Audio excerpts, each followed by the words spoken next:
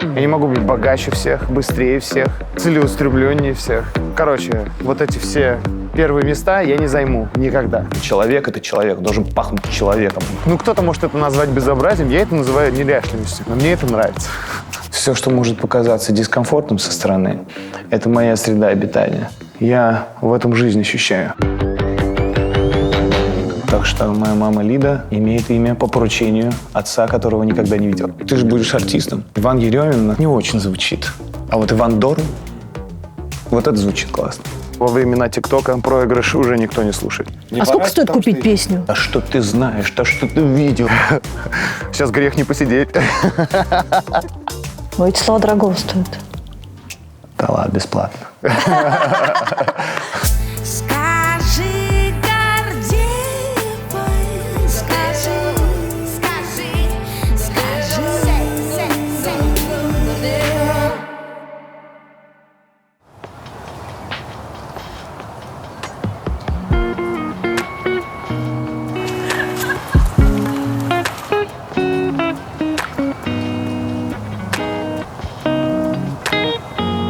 Какая красота. Да, я бы выпил. Давай глинтвейнчик. Давай. Здравствуйте. Давайте глинтвейна, да. Гранатовий і класичний, який вам? Давайте гранатовый. Один гранатовый давайте. Ага. Один, какой у тебя, классический?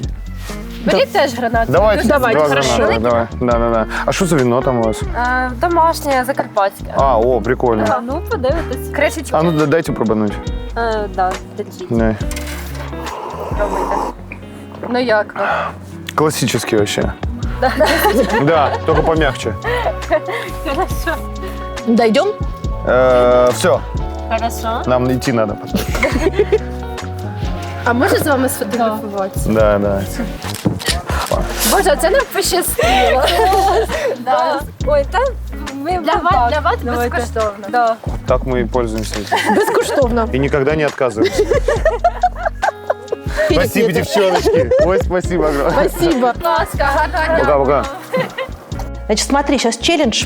Это будет такого цвета, как ты скажешь. Может быть, это какой-то пастельный синий, приглушенный, не яркий, а такой, как скандинавы любят в дизайне своем использовать. Что-то типа джинсы твоей. Такое синее, холодное Балтийское море. Ну, нет, ты знаешь, чтобы теплота все равно в этом цвете была.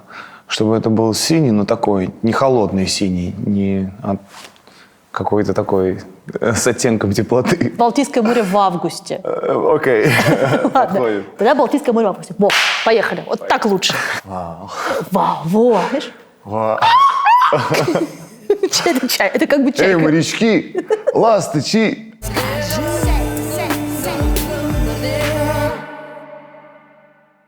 Как тебе удается, записывая там фиты с огромным количеством артистов разных, но не посраться ни с кем, ни на русской, ни на украинской, сцене? Да чего, я срусь. На меня это не обижаются видно. люди. Вообще у меня есть такая история, когда мне хочется иногда остроты добавить. Если я ощущаю, что все слишком комфортно, все слишком хорошо, все слишком нежно, я добавляю этой грязи, потому что мне некомфортно так. Я хочу в какой-то степени не быть милозвучным, а быть ядовитым для людей. И для каких-то еще... Ну, потому что я, вот такой вот я. Хотя на самом деле я классный человек и могу по-другому относиться к вещам. Но говорить совершенно обратные вещи. Потому что так поскандальнее, так неоднозначнее. По хайповее? Вполне возможно, да. Но это происходит неосознанно. Понимаешь? Неосознанно. То есть ты не специально это делаешь? Это Поэтому как бы... очень много вещей я говорю дурных. Да, хотя на самом деле я так не думаю. Я говорю вырванные вещи из контекста, которые без контекста звучат очень остро, ядовито. Но если их вставить внутрь большого контекста, ты понимаешь, что, все окей. Но я специально вырываю их из контекста для того, чтобы, если что, будут когда сильные претензии, я всегда смогу вставить это в определенные рамки и сказать: ребята, я вот здесь имел в виду. Окей? И так оно и есть на самом деле. Я всегда имею вот это в виду. Просто вот это звучит острее. Шаришь? Да, но слушай, как с такой способностью тебе удается между струй идти вот в этой пограничной ситуации между Россией и Украиной, да, где каждое слово твое здесь или там может быть тут или там превращено просто в международный скандал и лишить тебя возможности нормального существования. Ну, потому что я не отношу себя к политике изначально. Музыка больше, чем политика. Искусство больше, чем политика. Она не имеет границ. Вот, соответственно... Но от тебя все время требуют. Никто меня не требует этого. Требуют? Нет, никто. Я сам являюсь осознанно украинским исполнителем, который расширяет культуру этой страны. И все. Я это делаю с чувством, с ответственностью. И все. Вот это главная моя миссия. Если уже как бы искать во мне что-то политическое, то вот мое задание. Расширять украинскую культуру, распространять ее везде, где только можно. Красиво. Вот это моя позиция. И моя страна должна знать, те, кто имеет ко мне претензии какие-то, что я, в первую очередь, украинским артистом являюсь за границей и говорю об этом. И мне не кажется, что распространение украинской культуры, которой я пропитан и насыщен, и которой я несу, хочешь или не хочешь, вызывает у других стран агрессию к моей стране. Я не считаю, что посредством моих выступлений за границей это вызывает агрессию к моей стране. Вот такая вот история. Конечно, многим это может не нравиться, но моя позиция именно такая.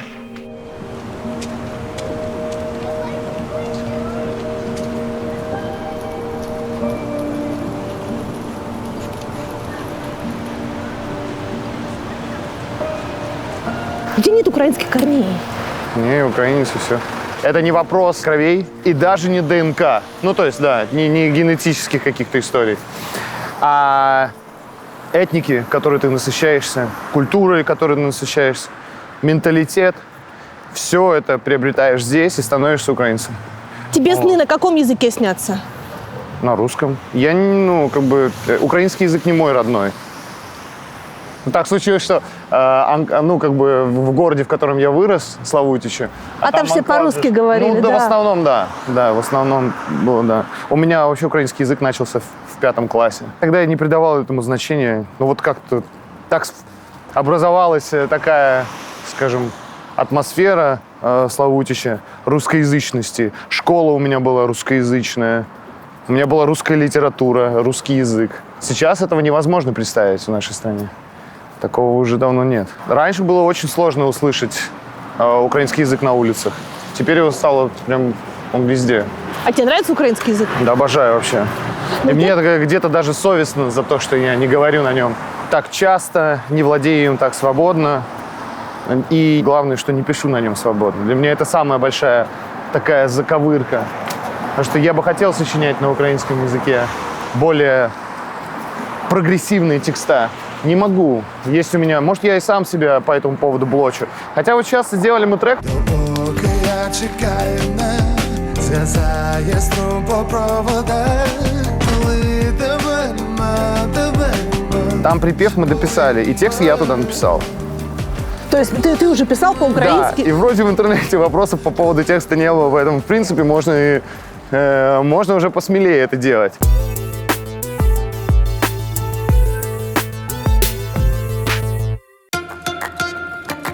Новогодние каникулы совсем скоро, а это значит, что тема горнолыжных курортов становится снова актуальной. Для меня особенное место на всю жизнь – это Архыз.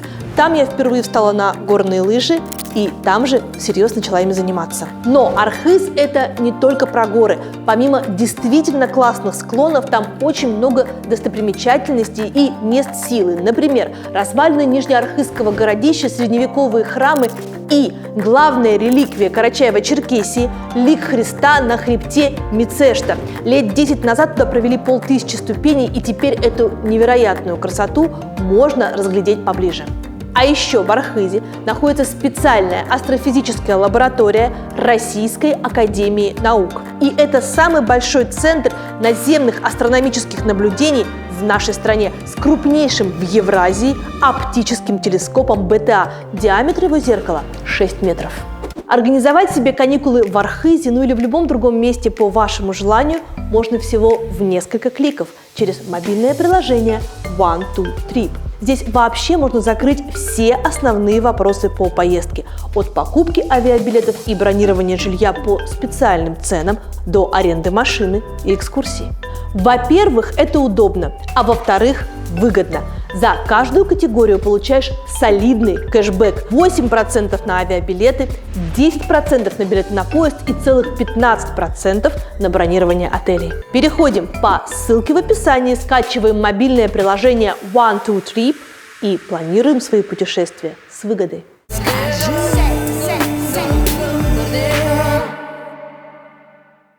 А ты себя как воспринимаешь вот внутри мира, да? То есть ты центр вселенной или ты себя все время чувствуешь частью, какой-то частичкой? Хрен знаю, я по-разному себя ощущаю. Иногда ощущаю себя частью, когда я в социальной какой-то истории достаточно интересной. Ну, допустим, когда мы вместе пишем музло, я часть общества. Когда я сам где-то гуляю, я чувствую себя единицей, вокруг которой сейчас вертится весь мир. И мечтаю за счет этого, фантазирую, у меня полет фантазии разный, мечтательного характера. То есть я часть сообщества, часть атмосферы, часть среды.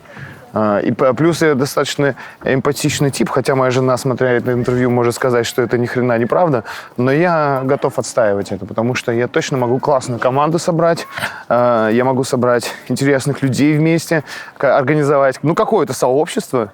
Будь это вечеринка, какая-то полезная посиделка, креативная сессия, мастерская, дорна-банда, что угодно.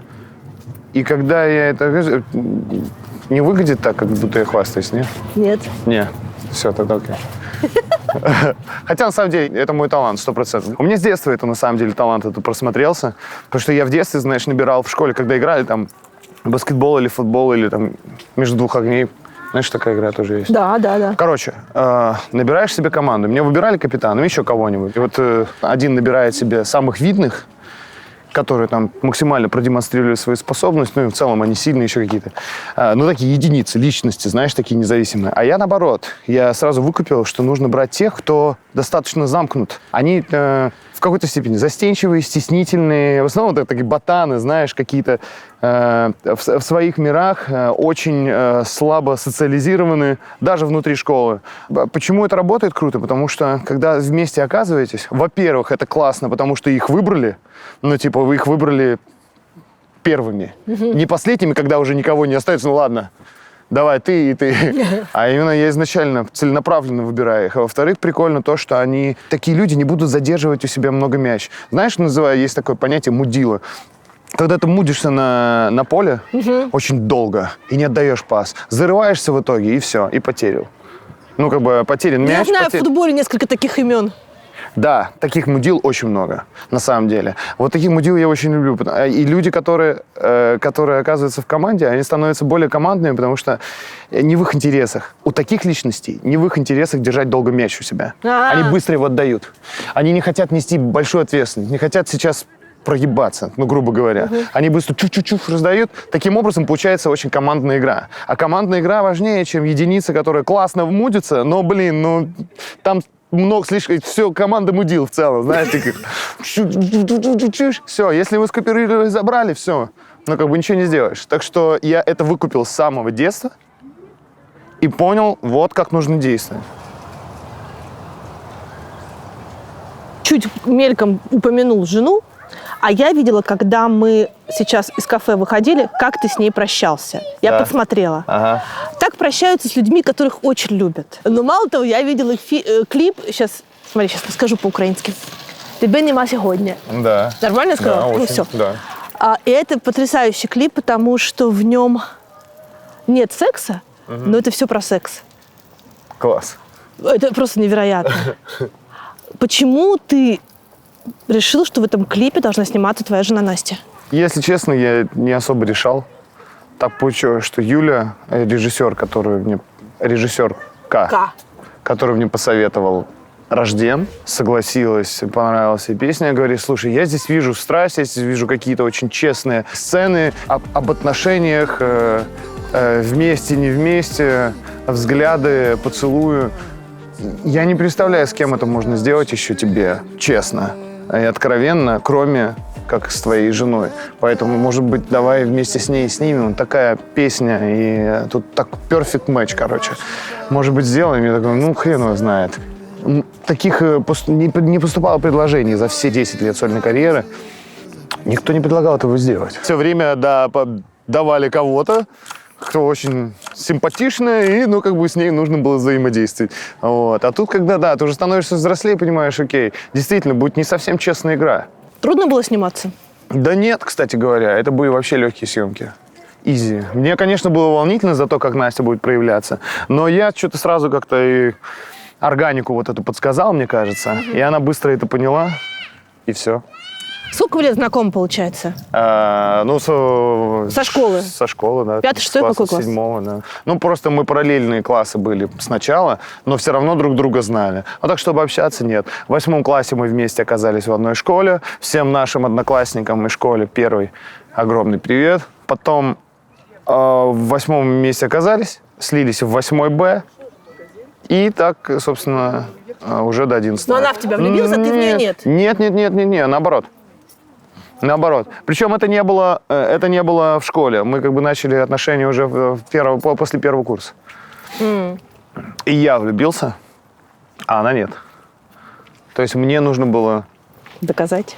Ну, завоевать, да, как самцу. Это же очень такая, опасная штука, когда ты знаешь женщину с детского возраста, и вот она там взрослеет, потом она становится матерью твоих детей, потом она еще взрослеет, потом она будет стареть. Ага. И это одна и та же женщина, это все происходит на твоих глазах. Как мужчина это воспринимает? Во-первых, я спокойно отношусь к своей старости. Я ее принял, я понимаю, что я там лысею, у меня редеют волосы. Я смотрю, у меня там попа, ты говорил, морщины. что ты лысеешь, я ничего не лысеешь, я ничего Не, не вот видно. вот здесь.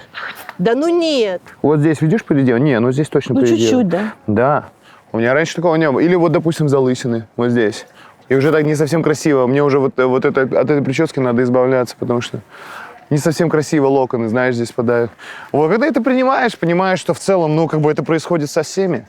И я принимаю это не только в себе, а и во всех близких вокруг. Вот, поэтому и понимаю, что... И нахожу нахожу красоту какую-то.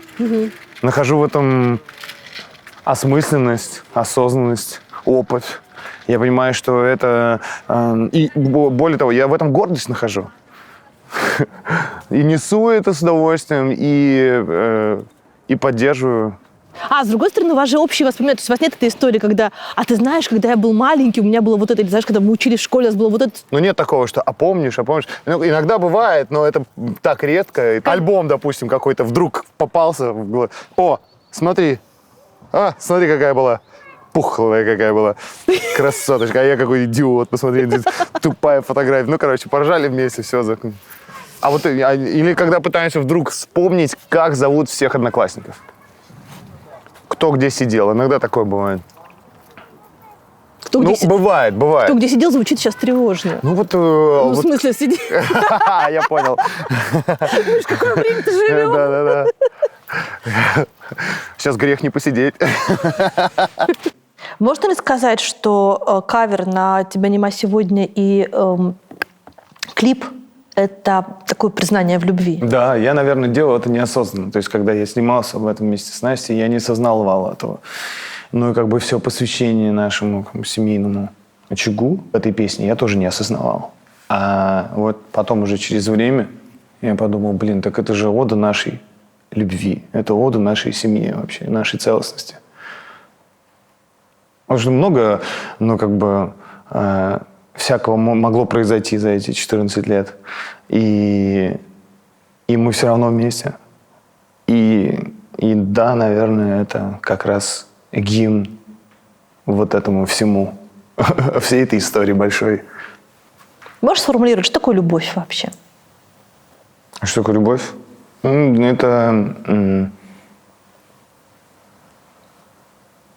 Это форма отношений, которая бесконечно меняется. Она основывается на нескольких ключевых чувствах.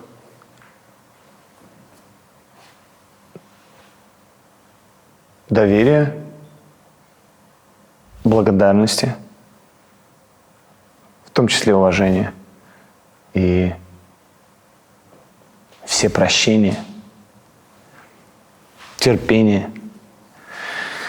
Да, в принципе, даже вот этого уже достаточно. Трудно любить?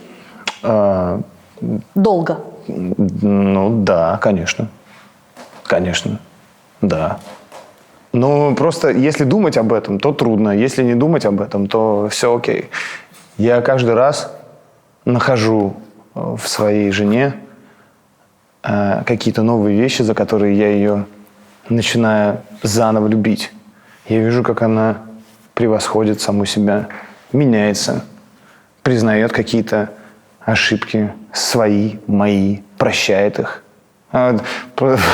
Только за прощение там, каких-то моих ошибок я уже готов любить ее бесконечно. Вот. А кроме всего этого там много разных вещей происходит. Вот, потому что мне кажется, что весь стержень меня как личности все-таки в ней заключается. В том числе. Ух ты. Ну да. Но эти слова дорого стоят. Да ладно, бесплатно.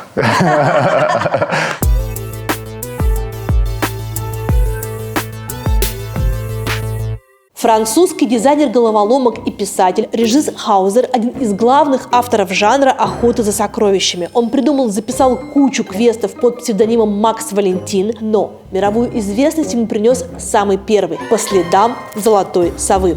Этот квест был написан в 1993 году, но до сих пор ни один человек на свете не смог его разгадать. Биографы Хаузера утверждают, всю историю он придумал еще в 70-е. Затем заказал у художника Мишеля Беккера 2 статуэтки совы.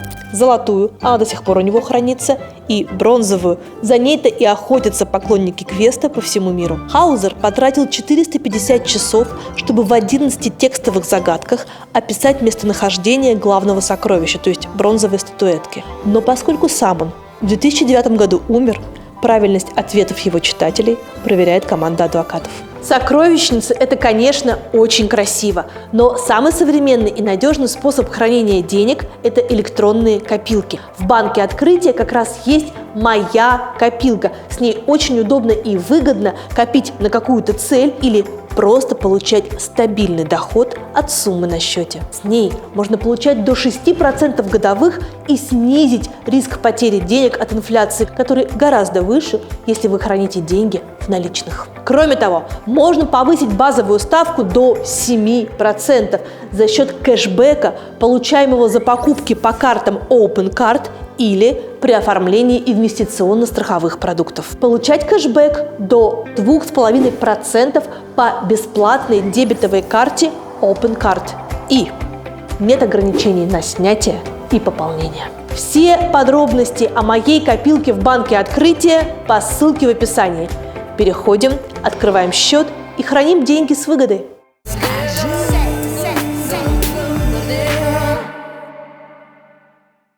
Так, это мастерская. Да, часть ее, да. Часть Это её. мониторная.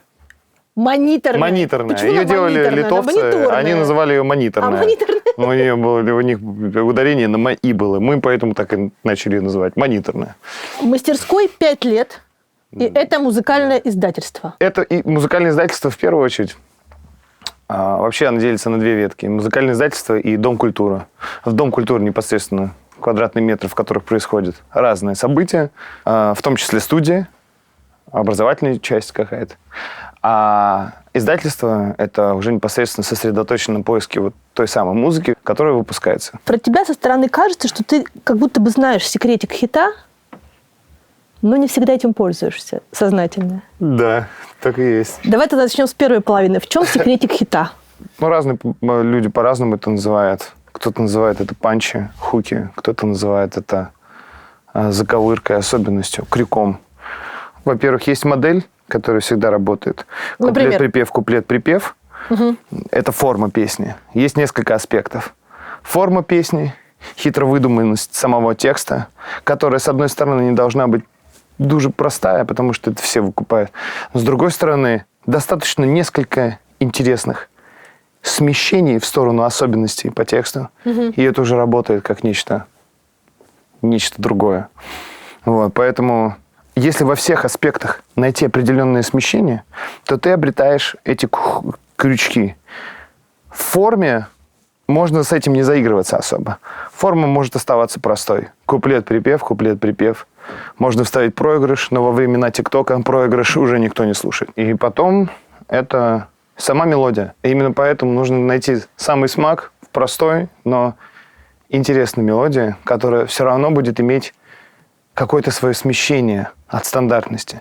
То есть построить ее стандартным образом, ну, буквально одну ноту, сместить чуть-чуть, сделать ее по-другому, не идеальной, неожиданной. И таким образом это уже работает как особенность. То есть если все решить максимально стандартно, будет слишком стерильно, как реклама. А если дать вот это вот смещение, в этом случае это работает как что-то новое, что-то по-другому. Можешь привести понятный пример? Кстати, давай подумаю сейчас. Давай, есть. Амораль. Неоновая ночь, вот она. Вот смотри.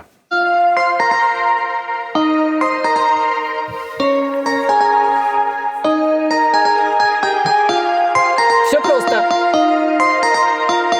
Понимаешь? Да. Ну, вот как бы здесь объяснять даже не надо. Небо над, звезды в ряд, звезды вышли на парад, звезды водопадом за... Слышишь, мелодия даже, да, какая? Да. Остались выше знак. Таких песен миллион. Зодиаку я влюбленный как дурак, ты мой лучик среди мрака. Йок-йок-йок-йок, в пламя вырос. Ты слышала? Да.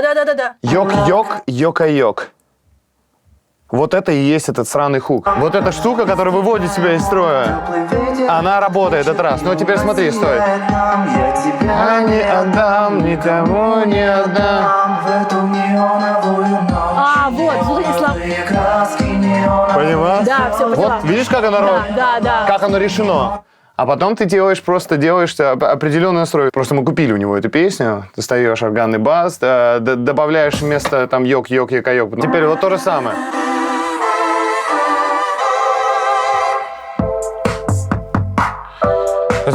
Ну, конечно, оно смачнее начинает звучать, естественно. Та же мелодия. Ну, ты уже поешь ее Ну, это уже такое, по-другому. да. Ты даешь туда уже... Ты добавляешь манеру. Мелодия остается простая, но ты ее обрамляешь более художественно. Во всех слоях. В музыке. Я чуть-чуть поменял там в каких-то моментах слова. И вот этот органный бас. Эту неоновую ночь, неоновые краски, неоновые звезды ночного неба глазки, неоновая ночь, время любви и ласки, не герои сказки, что зовется неоновая ночь. Вот, но в целом, да, вот как это работает. Есть простая история, которая не имеет такой популярности, хотя парень, который... Я забыл, как его зовут, но ему привет.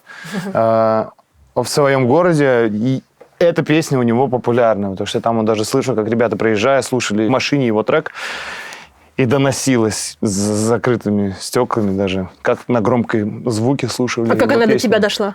А он приехал сюда показать свое творчество, хотел, собственно, что-то у нас выпускать.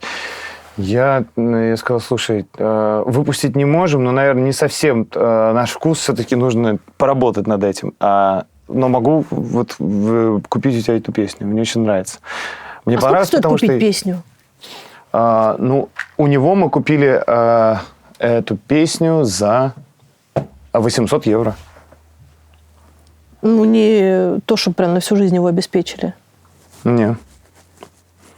За 800 евро. История про диджея White, да, он был White диджей? Диджей White? Диджей White, который был в Славутиче. Славутиче? Да. И который ставил сложную музыку. Глубоко копаешь. Прикольно.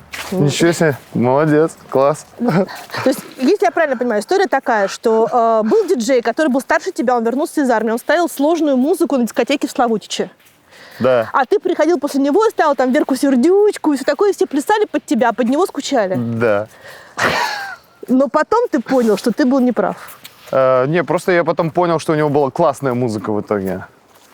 Классная музыка, которую я полюбил, потому что я был заложником, мне необходимо было ее слушать, я не мог убегать с танцпола, ну, было некуда. Я все равно был ответственный.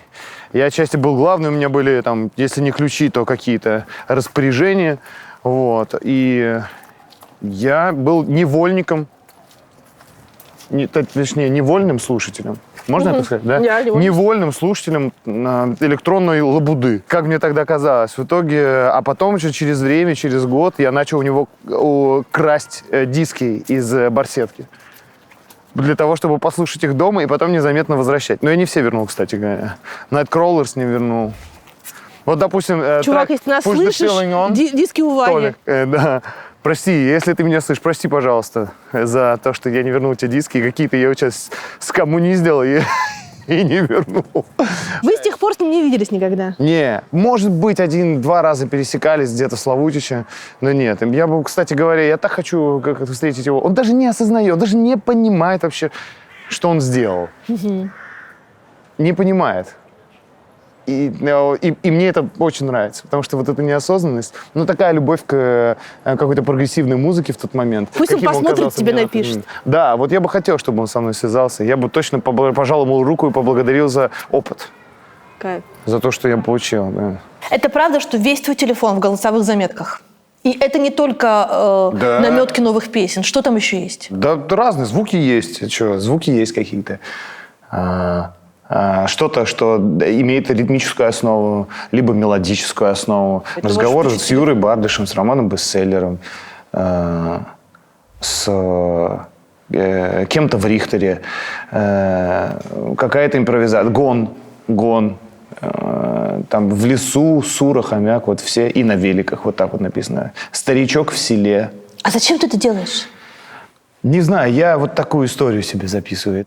У меня таится идея того, что я когда-то все это превращу в определенный набор, в определенную историю. Что я возьму самые сочные, интересные моменты, когда-то я сяду, это отслушаю, наберу самые сочные моменты. Или если это не будет одна история, это будет ряд историй каких-то, пересекающихся друг в друге. Как аудиодокументалистика. Аудиодокументалистика, прикинь? Это очень крутая история. Я не могу представить себе без картин. Я раньше скрывал это, потому что я думал, что я во время своего года отпуска сделаю какой-то выход с аудиодокументалистикой. Но в итоге я понял, что этого не произойдет в ближайшее время. У меня есть другие приоритеты, но я делюсь этой информацией со всеми, потому что, мне кажется, это классная штука. Аудиодокументалистика посредством того, что ты накапливаешь, что ты записываешь интересные звуки, там, ну вот, ванты, стучат ванты. Здесь есть ритмическая основа. Вот какие-то вот... Это мы просто... Это пьянка какая-то. Какая-то пьянка. Да, это мы как раз на яхтенном заплыве. Что это за песня была? Да, типа, сейчас. Это мы просто прикалываем. Ну, в общем, там внутри этих 10 минут спрятано зарождение песни. Это может быть очень крутой трек тоже. Регги-история, где-то я был на регги, на даб-вечеринке и слушал офигенный трек и записал, потому что не шазамился. Строй для гитары, вот я записал какой-то интересный. Нашел интересный строй для гитары.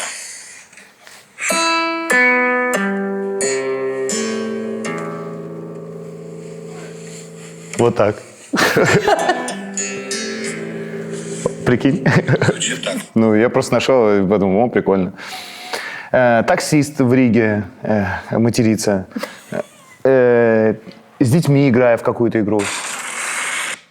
Стекло летит до него. Это когда мы слова говорим по очереди, каждый раз набрасываем, мы должны запомнить. Семейная отрыжка, есть даже такая запись. Гроза на улице. Басовая идея. Просто, если, это удивительно, потому что если я тебе покажу как бы свои заметки, то у меня будут заметки письменные. Ага. Они будут состоять из цитат, там, каких-то мыслей, но все это оформлено будет в виде текста. Мне вообще в голову никогда не приходило, что можно записывать голосовые заметки. Главное их переслушивать. Да, ты знаешь, это просто это конкретно документирование всего происходящего без искажений.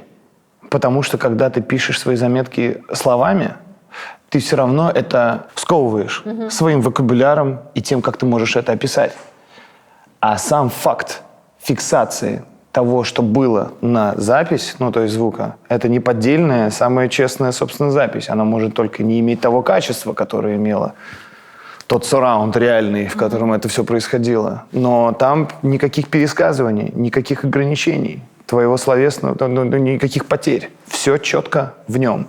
Поэтому это документальная хронология моей жизни, которая идет там с 11-го или там 10-го года. Я записываю эти всякие разные звуки. И это богатство определенное. И сэмплинг, знаешь, как даже для использования песни или чего-то еще. Если я вдруг потеряюсь, и у меня не будет вдохновения сегодня, я его возьму оттуда. Оно там есть. Я возьму это из разговоров, своих общений. Я это именно поэтому делаю. Вот мое богатство, потому что, ну, как бы я не всегда могу поток словить. А тут такой архив, о чем мне написать? Вот с Геной я о чем-то важном говорил. Ну-ка посмотрим. Ага, о снобизме. И песня. Давай. Класс. Супер. У тебя в одной из заметок была история про то, что ты хочешь написать песню о кожаном мече. О судьбе кожаного меча. Да, я даже ее написал. Да. Да, но она не войдет в альбом, оно мне не получилось, именно из-за музыкальной составляющей. Так-то в целом было прикольно от лица кожаного меча, или точнее от лица сострадающего кожаному мечу, которого все время пиздят ногой чем-то еще. И у него как бы один удел получать пизделей по бокам. А бока у него везде. Вообще я такой вот, короче, бедный несчастный круглый кожаный мяч. По тексту у меня получилось. По музлу не получилось. Надо было переделать. Я даже Бардашу на фит отправлял. Он сказал: не, чувак, давай что-то более событийное сделаем. Все-таки наш фит должен быть. Фит. Но пока не получилось. Ну сделай кожаный мяч. Это такая прикольная тема, судьба вообще. Надо сделать, да. У меня одна из любимых твоих песен, это, конечно, песня от имени птиц. Дичь. Да. Да. Наше имя в красной книге черной кляксы начертили. Что ж, спасибо, наш спаситель. Вы же нас и сократили. Даже в самых крепких сетях мы останемся на воле. Наше имя в красной книге красной кровью. Будь спокоен. Я очень часто делаю музыку, принимая, надевая на себя чью-то роль и говоря от первого лица, только будучи в этой роли. Ага. Не самим собой, а вот этой ролью. Так у тебя еще куча песен, где диалоги внутри. Мишка. То есть ты становишься двумя голосами в голове одного и того же человека. А здесь я в целом, знаешь, пишу, мне кажется, небольшие пьесы. Это не песни. Но ты же понимаешь, что это все уже как бы даже неловко называть словом поп. Знаешь, какое придумал название? Ну, как придумал? Я просто соединил то, что существовало. Психодел-поп. Ну окей, я согласна. Psychedelic pop. Потому что считается же, что поп, особенно вот этот попса, это какая-то такая хрень, где ты запоминаешь полприпева и еще, если выпьешь, танцуешь. Вот по этому поводу я снобить уже перестал. Перестал, да? Перестал вообще, да. Принял, вообще обожаю попсу, честно говоря, и признаюсь в этом. И на самом деле всегда во мне это было. Я люблю поп-музыку. Не всю, конечно, что-то мне ближе, что-то нет. Что у тебя в плейлисте сейчас? Ну вот «Руки вверх». Так. На меня ты не сердись, на-на-на-на-на, уходить не торопись, на-на-на-на-на. Да. Такой-то степчик там серьезный. Они были одни из первых, кто в русском языке. Русскоязычная музыка. Тустеповая. Это вот были. Плюс «Гости из будущего». Так. «Шура». Все, на этом рос я. И как бы оно до сих пор у меня есть в плейлисте. Нет, но так выгляжу, как будто я ностальгирую. Я тоже так хотела сказать, Не-не-не, современное что-нибудь есть? Есть, конечно, много. Сестры, моя Мишель, Антоха МС, Союз. Очень много музыки мастерской, естественно. Ну, потому что мы выпускаем то, что мы любим. Да, дофига. Казус Кома, Звента Свинтана, Акран. Это все наше. Ну, в смысле, наших краев, не западных. Их дофига. А послушай, вот ты как бы человек, который, не знаю, сознательно или нет, или интуитивно, но, скорее всего, мне кажется, сознательно, отказываешься от того, чтобы там быть в мейнстриме и делать то, чего от тебя ждут. Ну. То есть, сделал ты там стацимен, да, сделай еще один. Да, не-не-не. Это вот то, почему я не пишу о любви. Неинтересно мне так. Да, но теперь ты Натекало. продюсер, теперь ты босс. И по-хорошему должен зарабатывать на этом деньги. Это значит, ты должен людей... Да, поэтому я не очень хороший продюсер. А, да? Ну, во-первых, я не очень люблю называть себя продюсером, потому что не до конца выполняю функции продюсера. Я все-таки как основатель музыкального издательства, внутри которого саккумулировал людей, которые помогают друг другу что-то делать. Вот как-то так это называется скорее. А деньги кто зарабатывает? Мы зарабатываем, но это еще не окупает того, что Вы вложили. мы тратим. Не, то, что вложили, я не мечтаю вернуть, а просто как бы, чтобы вышло на самоокупаемость, этого пока не происходит, да. Но, тем не менее, любовь к своему делу и широкая известность в узких кругах приводит к тому, что потихонечку мы набираем обороты, потому что делаем это честно, с любовью, и такое не может не иметь успеха в будущем. Потому что это игра в долгую. Это долгосрочный проект, который будет накапливать снежным комом самую честную аудиторию, преданную, потому что мы всегда парились определенными критериями. Там типа самобытность, свежесть, неординарность и искренность в музыке, что самое интересное. И мы влияем на вкусы, наращиваем аудиторию, и таким образом в какой-то момент времени это уже приведет к тому, что это будет самодостаточная организация, не требующая моих вложений извне. Ты в это Да, потому веришь? что пока, конечно, я в этом уверен. Вопрос просто еще заключается в том, чтобы всех влюбить в этот процесс, чтобы все поняли, как это происходит.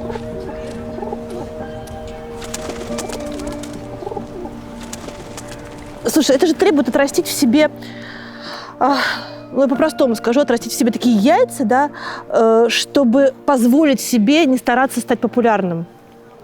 Это в природе артиста быть популярным, чтобы тебя любили, чтобы тебе хлопали, чтобы под тебя танцевали. А мне кажется, что вот в этом Славутиче, когда ты понял, что чувак ставит крутую музыку, а ты просто нравишься людям, что-то с тобой произошло, и это очень сильно повлияло на тебя будущего. Не только это. Просто когда ты понимаешь, что есть массы, а есть конкретные люди, которые тебе дороги, которым ты неравнодушен, чье мнение для тебя особенно важно. И когда ты понимаешь, что вокруг меня какие-то люди сосредотачиваются именно на таких близких им людях и идут в какой-то степени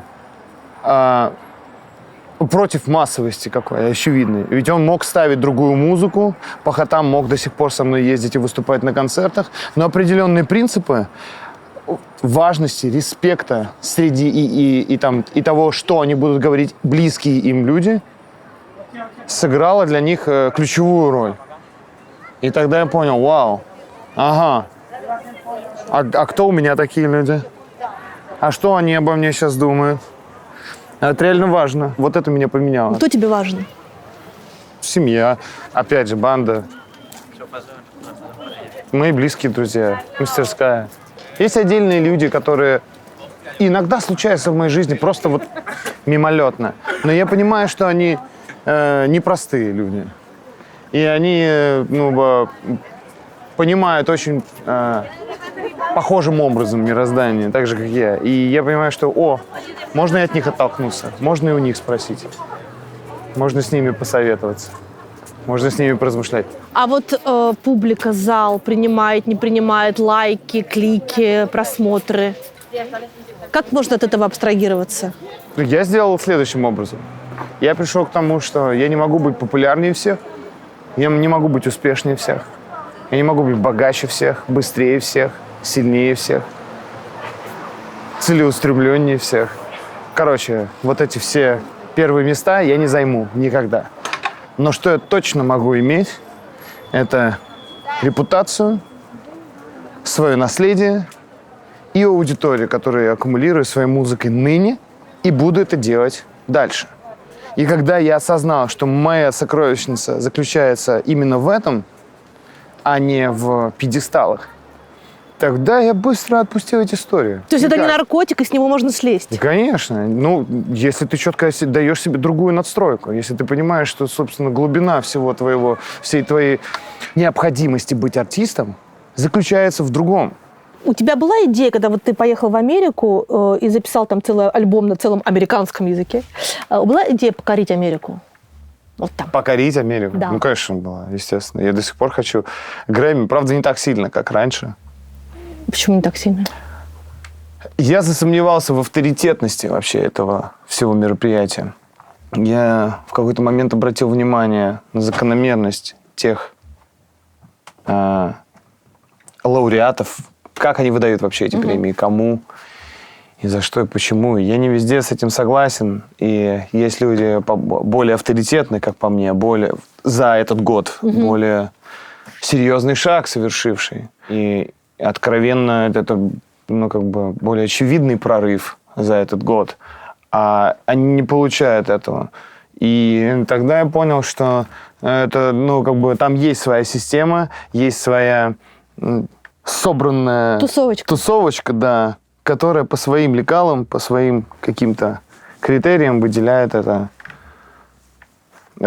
эти премии тем или иным людям. Вот. Но в целом, просто из-за того, что эта мечта маячит с самого детства, то, конечно, хочется закрыть этот гештальт. Но он не является основополагающим в моей жизни. И если мне не дадут Грэмми, и я его не получу в итоге, то ничего страшного. Я все равно достаточно много всякого сделал, чтобы называть себя достойным этой награды, даже не получив ее. Это не потому, что за УТД я не получил Грэмми. Да. Нет, просто я понял, что в этом тоже есть своя политика, своя игра какая-то. И свое измерение, внутри которого я не хочу играть по их правилам. Если им понравится мой материал, который будет достоин статуэтки, и я буду совпадать с их мировоззрением, то окей. Если нет, то нет. Меняться под Грэмми я не согласен. Ну, даже если отставить в сторону Грэмми, наверное, там какой-то кайф слышать себя в американских чартах. Или нет в этом такого кайфа? Ну, если снять призму американскую, а просто зарубежную, то, конечно, есть. И, конечно же, я бы хотел, чтобы мою музыку за рубежом слушали. И это происходит на самом деле. Да? Да. В этом плане мы растем. Надо просто делать больше зарубежной музыки. И сейчас все время забрал мой вот новый альбом. Но когда мы начали ее делать, у нас появились фестивали, мы начали появляться в каких-то заграничных плейлистах, нам начали отписывать люди из-за рубежа, предлагать коллаборации и все такое. И я понял, вот это класс, вот это мне нравится. Это не та видимая, конечно, не та массовая история, но тем не менее, это медленное, но очень уверенное проникновение моей музыки, которую я люблю, которую я хочу писать, которой я горжусь, туда. И в этот момент ты стопнулся на год. Да. Почему? Ну, устал. Я ощутил необходимость остановиться и не лететь, сломя голову непонятно куда. Потому что вот эта надстройка от родителей вперед, целеустремленно. Только победа. Не смотри назад. Гордо неси себя. Делай. Давай. Ни один день не должен быть зря прожитый. Вот эти вещи. Не научило меня вообще отдыхать в целом. Вот эти указания. Я каждый раз, когда я пытаюсь ничего не делать, мой мозг начинает давить на меня. Совесть, стыд, бесполезность собственная. Какого хрена? Я сейчас же могу что-то... Я же что-то могу сделать. Все, сразу телефон, сразу какие-то встречи. То есть я придумываю себе суету рабочую. Ну вот. И это было бесконечно. Я не понимал, почему. И скорость мира еще этому сопутствует. Потому что все так быстро происходит сейчас. Как дела? Быстро. Очень быстро. И я такой, так, все, ну хватит. Я что-то не успеваю пожить. Надо пожить. Хочу год пожить. Вот. Поэтому я год жил. Пожить это как? Ну, не планировать. То есть вы вообще ничего не планировали? Вы всей семьей сидели и ничего не планировали? Ну, планировали, где мы отдохнем. Планировали, да, отдых. Какие-то семейные вещи планировали. Переезды из дома в квартиру. Закрывали семейные гештальты. Походы. Походы. Вы же ходите в походы с палатками. Да, то есть я эти штуки делал. Я остановился, вот и все. И ты даже не представляешь, насколько прогрессивнее я стал в следующем году. Ну, то есть вот в этом. В плане своих ресурсов и того, что я могу выдать. И то, как я обогатился за это время, никуда не спеша. Был страх, что ты сейчас остановишься, а потом ты не войдешь обратно в этот ритм и просрешь какой-то шанс? Нет, он был у моей команды. Они все боялись. Ты что? Нас перестанут слушать. Как это нигде не выступает? Ты что? То есть у них есть четкое понятие, что есть, грубо говоря, бренд. Он имеет свою инерцию. Вот этот разгон долгий. Это инерция, которая за собой влечет разные сопутствующие выгоды. А тут мы останавливаемся. А куда же они? Они все расползутся. Ты ничего никак. Потом не соберем никого. Никто не будет нас слушать. Как мы вернемся в пространство? Ты что, так сложно. Сейчас все это забито. Я не переживаю по этому поводу. А что ты им говорил? Я говорю, что я достаточно сделал всего в музыке и в целом в культуре для того, чтобы меня так просто за год не забыли. Поэтому давайте успокоимся и не будем панику наводить. Все прекрасно. Когда ты выходишь из эфира, ты даешь возможность по тебе соскучиться людям. И немножко с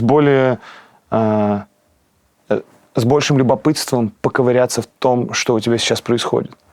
Через время, когда возвращаешься. Ты желание становишься. Потому что когда ты все время маячишь перед глазами, окей. Приедаешься. Поэтому очень важно, на самом деле, исчезать. Я себя перевел в мастерскую, я тут помогал, себя помогал. И потом мне до конца отпуска все равно не получилось. Я все равно выпускал. Я все равно что-то делал. Ну да, ты сингл выпускал. Да, и у нас была даже нарезка ржачная по этому поводу. Когда уже пришел 21 год, мы делали нарезку всего того, как я отдыхал. А там неслось вся рабочая канитель, которая у меня произошла. В том числе «Годный год», который мы сняли, EP, который мы выпустили, 3. Так много всего произошло за это время, что назвать это полноценным отпуском я все равно не могу. И, честно говоря, я бы с удовольствием отдохнул бы еще сейчас. После этого рабочего года. Вань, сколько тебе лет не по паспорту, а внутри? 23. Почему? Не знаю. Вот как-то запомнилось мне это время яркое, беззаботное. Может быть, 21. Начало карьеры моей сольной. Да, вот какая-то беззаботность, и мне кажется, в какой-то степени я таким и остался.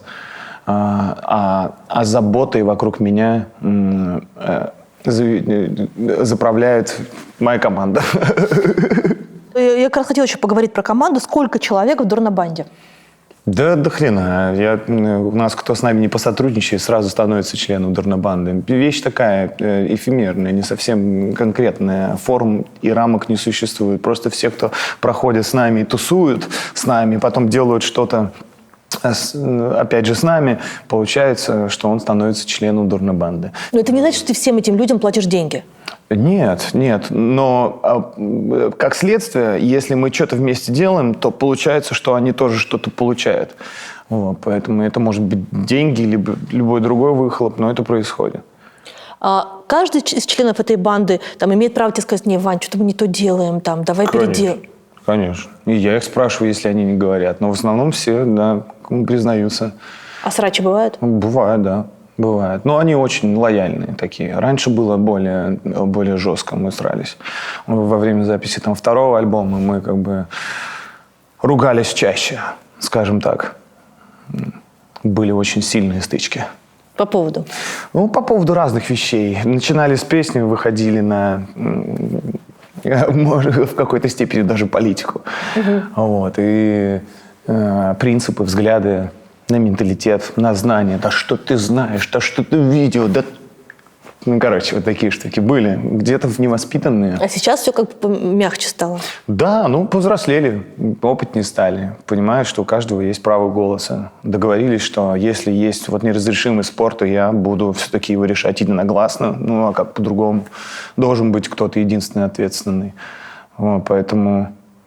Вот так. Но при этом вы частью этой Дорна-банды уезжаете для того, чтобы что-то новое сделать, вы уезжаете куда-то от цивилизации, от интернета, от семей, и вы живете все вместе в одном доме. Ну, так повелось в 4-м альбоме. Для его записи мы действительно уехали подальше от цивилизации и от связи, и, от суеты.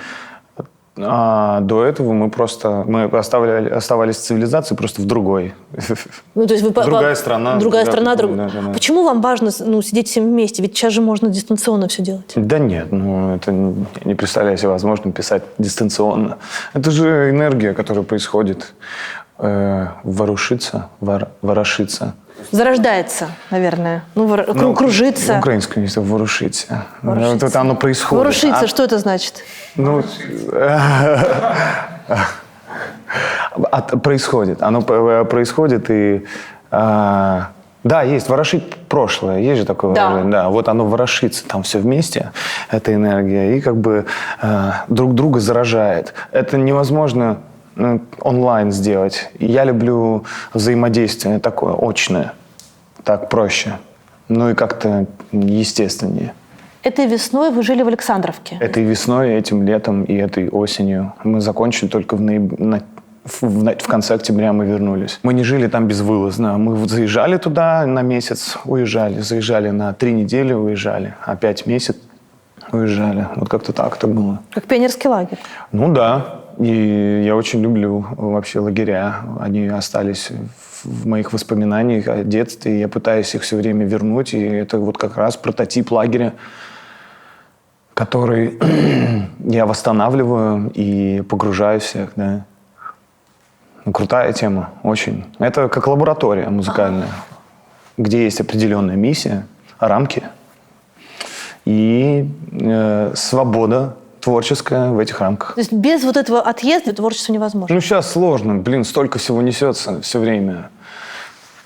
В мастерскую я построил, по сути, для того, чтобы писать там, чтобы это был и мой музыкальный дом. Но он таковым не получается, потому что как только ты начинаешь что-то там делать, стук в дверь с вопросами на минут 25 или каких-то... Ну, в общем, это все равно...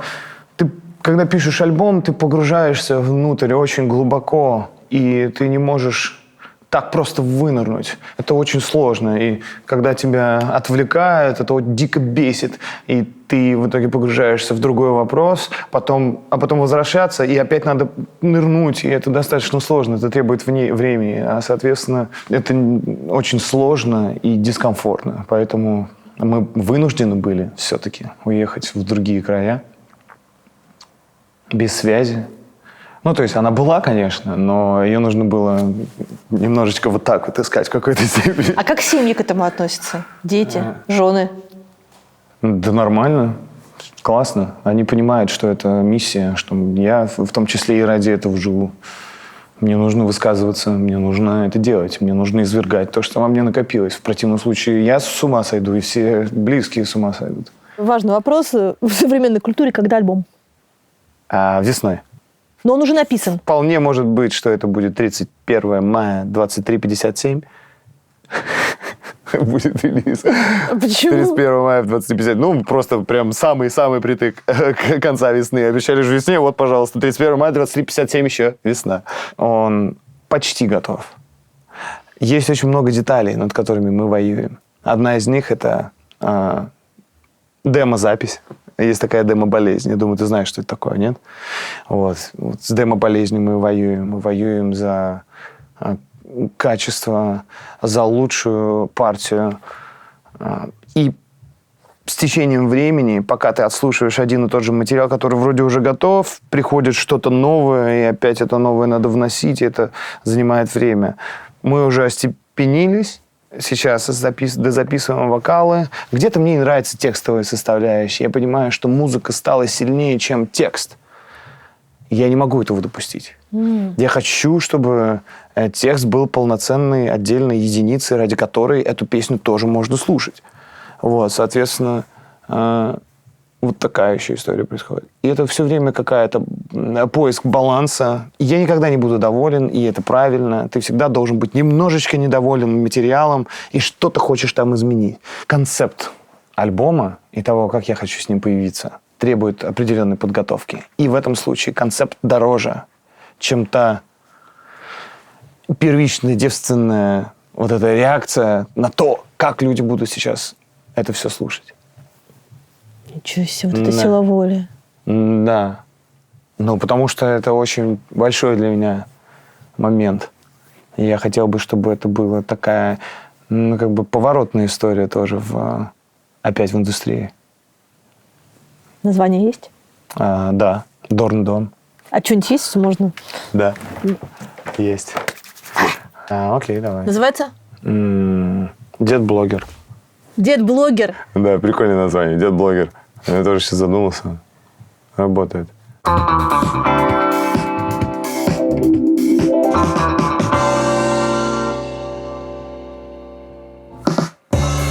Алгоритм говорит, позже шоу, ярче вид.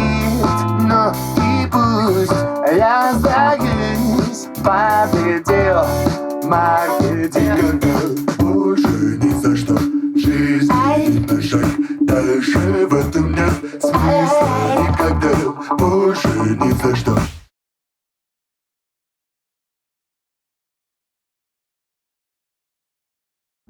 Или это еще не конец? А трек «На злобу дня» идет 6 минут. Правильно. Правильно. Чтобы не поместился в ТикТок. Или можно было нарезать на 3 песни. Ставить. На самом деле другая Не песня поддавайся. начинается. А, да? Внутри одной песни. Стала бы, жизнь повысила скорость. Пусть бежит, мне за ней не успеть. Я вполне Это, кстати, тот вокал, который мы не победили. Закрывается дверь. Слышишь, кто-то жарит картошку на заднем фоне. Скорость, Пусть бежит, мне за ней не успеть. Ну, я спел, слышишь? Я вполне каким- радикально настроен. Видеть, как закрывается.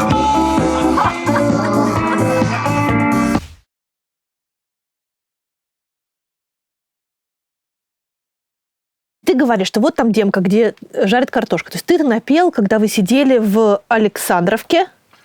Да, в этом селе, и, собственно, картошку. Ну, не картошку, а в смысле готовят там. Пусть бежит, мне за ней не успеть. Вот. Бля, это реально ржачно.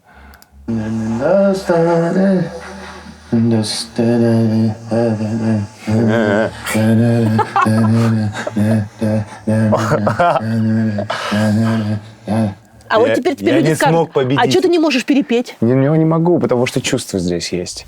Я только сочинил этот текст. Я только что его сочинил. И я так к этому проникся. Я охренел от строчек, которые мне понравились. Стало быть, жизнь повысила скорость. Пусть бежит, мне за ней не успеть. Я вполне радикально настроен видеть, как закрывается дверь. И я подумал, блин, как это сильно. И я такой сам с собой возгордился и ощущаю еще мурашки. Думаю, так, давайте записывать. Сразу сейчас обозначим, а потом перепоем. И вот как пока там готовила Лена, это мы уже собирались. Это был последний мой напев перед выездом из дома. Сейчас мы уже все доделаем здесь, в мастерской. Но первичные чувства, которые сохранились в этом напеве, потом ничем не заменить. Очень сложно опять нафантазировать себе историю для того, чтобы это ощущать так. Они будут уже другие. Во всем, что ты сейчас делаешь, все равно существует слово «дорн». Это уже как бы не фамилия, а как какое-то слово само по себе. Да. Теперь, возможно, я заложник этой истории, но вот эта традиция мне нравится. И не факт, что я из нее не выскочу к 5-му альбому, но пока получается. Пока получается находить название для альбома так, чтобы это и подходило под альбом, и концепт бы его описывало, но при этом имело вот этот корень Дорн. А откуда фамилия? От дедушки. По маминой линии, маминого отца. Я его никогда не видел. Его мать никогда не видела. Потому что он умер в момент, когда бабушка мамой была беременна. Прыгнул в ручей холодный весной закаляться. И отказало сердце, не выдумал. Вот такая история произошла, и это было как раз накануне рождения. Но он успел сказать бабушке, чтобы она назвала дочь Лидой. Так что моя мама Лида имеет имя по поручению отца, которого никогда не видел. А ты своего отца тоже же очень долго не видел? Ну да, мы долго не общались. И вот в году 19-м, по-моему, пересекались вместе. Я знакомил его со своими детьми, с семьей. А потом опять, вот сейчас долго не виделись. За это время, после такой длительной паузы, атрофируется определенная необходимость это делать. Вот. Но все-таки уже есть привычка, не привычка даже, а жизнь по-другому складывается. Вот. И есть те, кто в моей жизни мне посчастливилось иметь моего, ну, как бы, отчима, да, второго отца, который заменил, воспитал и делал это с честью, достоинством и как подобает. Поэтому в этом случае у меня не было острой необходимости в какой-то момент видеться с отцом. Потом я уже созрел, когда я понял, тоже что не было как бы, на него? не было никаких. Ну, как бы принял, что есть такое. Ну, бывает, расходятся семьи. Ну, слушай, не всегда так бывает, знаешь, что мама, видимо, настолько обижена, что она дает фамилию свою, а не отца. Это факт. Это факт, да. Я поменял фамилию именно по этой причине. Это в школе ты учился? Да, 2 класс. Но у мамы еще был один прагматичный момент в этом случае. Она сказала, что ты же будешь артистом. То есть она так знала? Ну, конечно, она все за меня тогда уже решила. Вот, поэтому Иван Еремин нас вот не очень звучит. А вот Иван Дорн, вот это звучит классно. Поэтому давай поменяем. Ну-ка, хорошо. Хитро. Когда вы встретились с отцом, он тебе говорил про то, что он обижен там или еще что-то? Нет, не было. Мы просто как бы пообщались по поводу того, что, как дела, какие Новости? Какие новости? Ну, новости, наверное, менее актуальный вопрос там, как его биография складывалась все это время. Ты ничего не знал? Ну, посредством каких-то новостей от близких и наших общих знакомых, еще кого-то, а так, да, нет. Знал, что он где-то работал в Иране и строил атомную электростанцию, потому что он атомщик, да. Потом еще где-то строил атомную электростанцию, потом вернулся, опять работал на Чернобыльской. А потом он открыл свой, у него всегда параллельно был свой танцевальный кружок. Парасольки он назывался, в переводе «зонтики». Да. Вот. И я даже пару раз оказывался на выступлениях его коллектива. И, кстати, вся, ну скажем, хореография и поведение моего тела я принял от него генетически. Так что мой отец, кроме атомщика, еще и хореограф. Еще и хореограф. Да. А сейчас вы не общаетесь? Ну нет, не общаемся. И это не ссора, а просто... Нет, ну просто в этом нет необходимости, да. Даже если мы пытаемся восстановить, то нам не за что зацепиться. Но при этом нет никакой обиды, и мы осознаем оба, что оно вот так вот происходит.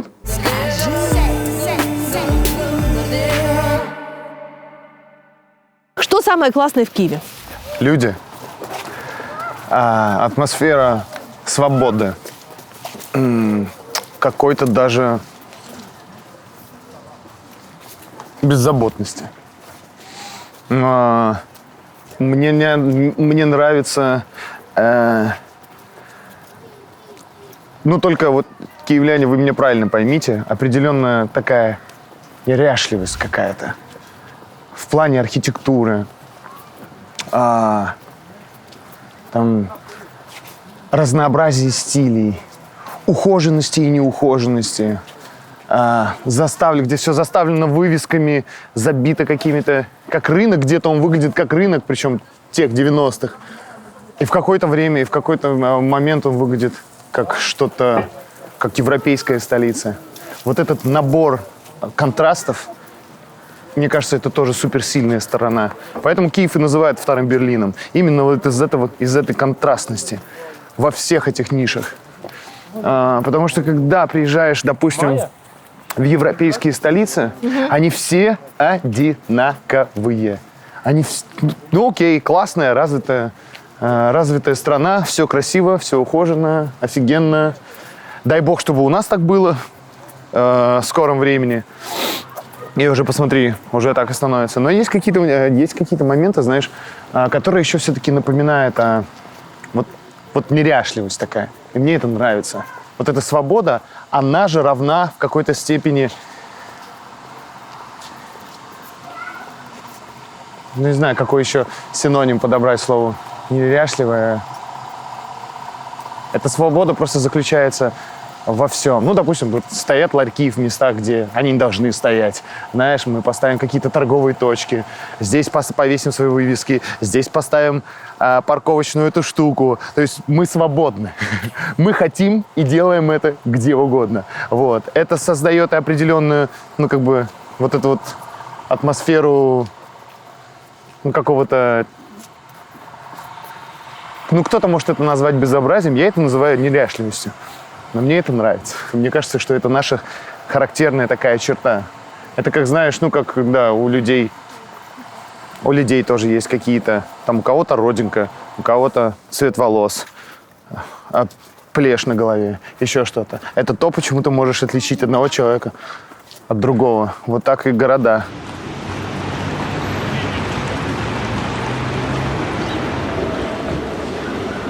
Я так много раз примерял на себя жизнь за границей.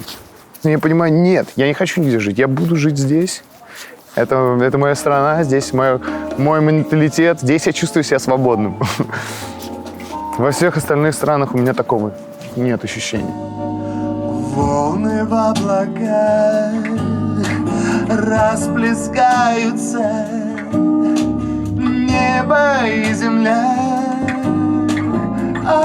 обнимаются, улетая вдаль, стая паруса не прощаются.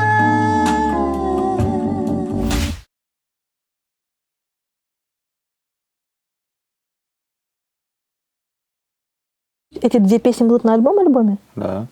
Класс. Как будто два разных человека. Да, так и есть. И так и мне было все. Так, как в каждую, блядь, фразу вложил столько вообще. Я вообще, на самом деле, эту песню писал для своих детей. У меня такое ощущение, что я писал для них, и эту песню для них. И для какого-то... И для тех, кто, ну, как бы не прячет ребенка внутри себя. Почему-то. Потому что, мне кажется, отчасти такого наивного текста, такой очень искренней, наивной подачи, многие современные люди могут сторониться. И от того она может быть близка скорее детям, чем взрослым, которые слушают совершенно другую музыку нынче. А ты же собирался написать детский альбом? Пристреливаясь. Давай. Вот пристреливаясь как раз. Но на самом деле прикол в том, что даже когда я напишу детский альбом, он все равно будет взрослым. Я не смогу его сильно детским сделать. И более того, иногда мне кажется, что мои песни, даже предыдущие, которые я тебе показывал, мне кажется, что она тоже для детей. Поэтому мне кажется, что вот этот альбом, это вот он уже для детей. Дети поют? Дети поют, да. Дети поют. Это твое усердие, Настина усердие? Да нет, это их способность. Они ее получили по наследству. Может быть, то, что я им пел колыбельные на ночь иногда, это тоже как бы влияло. Но в целом они не учились правильно интонировать. И мне кажется, с этим рождается. Хотя есть классные педагоги и есть способные ученики, которые учатся находить точно ноты и уже как бы соответственно петь потом. Но моим детям это вот по наследству перешло. Ты чуть ли не с рождения участвовал в разнообразных конкурсах, соревнованиях, в том числе и голосовых. У тебя даже была вот эта проблема, когда ты сглатывал, терял голос на секундочку. Я то же самое сейчас в своих детях наблюдаю. Да? Да, у них та же самая есть история. У Васи было просто, у Василисы было пару выступлений уже, и, ну, таких, перед родственниками или там в рамках там, школы, лицея. во время выступления у нее было вот это неконтролируемое сглатывание слюны. На самом деле это популярная история, она случается у многих. Поэтому здесь ничего такого особенного нет, но в моих случаях это всегда играло какую-то роковую историю. В смысле? Ну, допустим, ты на конкурсе проходишь в полуфинал или в финал. У вас остается там 3, и есть очень большая вероятность того, что я займу призовое место. Ну, в смысле, не призовое, а 1 место. Чего же, конечно же, я хочу, и все мои родственники, которые приехали меня поддерживать. И я пою, и я сглатываю слюну, и я понимаю, что это сейчас все слышали, я начинаю об этом думать, меня выводят это из строя еще секунд 30, пока я возвращаюсь, я фальшивлю по этому поводу. Я теряюсь, не могу собраться. Соответственно, я не получаю 1 место, я становлюсь 3. Ну, хотя, я даже 3 не должен был быть. Ну, вот этот парень однозначно был слабее меня. Вот. А получается, что вот из-за того, что я теряюсь, не могу собраться и контролировать слюну, вот такая история происходит. Мама хотела, чтобы ты занимал 1 место, или ты сам хотел? Да ну и самому хотелось, конечно. У меня всегда соревновательческая среда была. Я в такой среде вырос. У меня было 3 братьев, мы все время с ними соревновались. Да, половину из которых звали тоже Ваня и тоже Павел, да? Да, тоже Ваня и тоже Павел. Мы соревновались с нашими там оценками, спортивными достижениями, там какими-то еще вещами.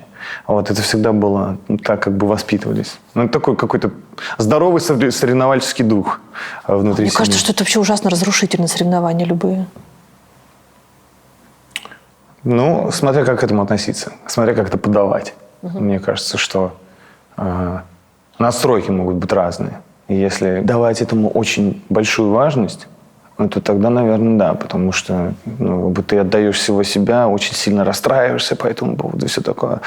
А в нашем случае, это соревнование все равно было определенно, оно поверхностно, оно не давлело. Так что, ты смотри, вот там этот 5 принес, а ты 3 не ходишь. Такого не было. Вот ты, значит, Ваня, у тебя есть брат Павел, есть еще один брат Ваня, другой Павел. С другим Ваней и другим Павлом вы во сколько лет познакомились? В 7. И у вас не было жестко, это не наша семья? Нет. Наверное, были сложности в принятии в целом новой семьи, что это было как-то странно. Но это происходило последовательно. Мы знакомились сначала вне территории нашей квартиры, где-то в других местах. Вот. А потом уже потихонечку, становясь друзьями, мы вливались в одну семью. А сейчас какие отношения? Отлично. Да? Да, супер. Все вместе мы семьями собираемся. У нас куча традиций семейных.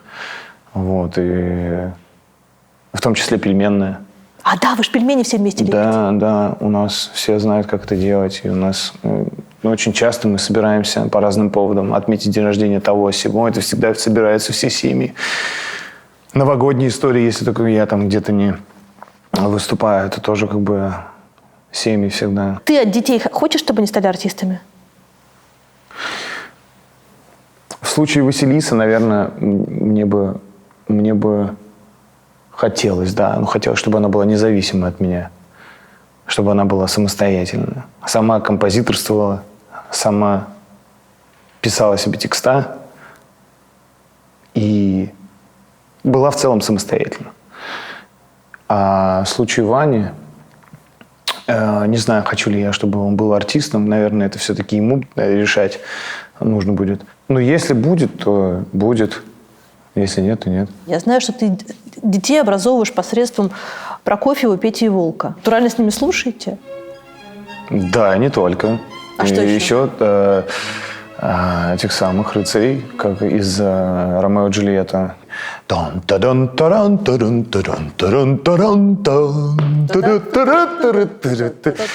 нашел подход у детей, да. Как им нужно подавать классику. Как? Ты просто рассказываешь изначально маленькую предысторию.